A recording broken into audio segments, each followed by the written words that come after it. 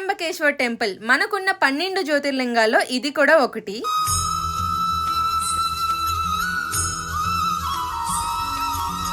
Look at that climate, అసలు ఎంత బాగుందో. బట్ వర్షం చిరాగ్గా ఉంటది. బట్ రష్మి గైస్, వర్షంలోనే గుడి ఇంకా చాలా బాగా కనిపించింది. నాసిక్ స్టేషన్ నుంచి ఒక 30 కిలోమీటర్స్ మనం ట్రావెల్ చేస్తే త్రయంబకేశ్వర్ వచ్చేస్తాం. మీకు ఇక్కడ కనిపిస్తుంది కదా, సేమ్ అదే విధంగా దేవుడు అయితే ఉంటారన్న. అండ్ ఇక్కడ ఏంటంటే బ్రహ్మ విష్ణు మహేశ్వరులు 3 శివలింగాలు అవి కూడా ఉంటాయి కనుక త్రయంబకేశ్వర్ అని పేరు కూడా వచ్చింది. ఫస్ట్ అయితే మేము భయపడ్డాం, ఒక 5 hours అలా పడుతుంది అన్నారు దర్శనం. బట్ మాకైతే ఒక 2 hours లోనైతే దర్శనం అయితే అయిపోయింది.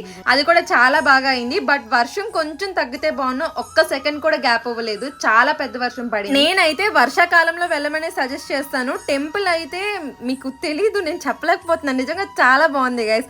వర్షాకాలంలో వెళ్తే అక్కడ చుట్టూ ఉన్న అట్మాస్ఫియర్ అవి కూడా ఫుల్ ప్లెజర్ గా చూడగలరు. మీరు హిల్ స్టేషన్ కి ఎండాకాలంలో వెళ్తారు ఏంటి, అలాంటిది స్టూడియోలో ఒకటి చూపిస్తాను, అది మీకు ఇంకా నచ్చుతుంది.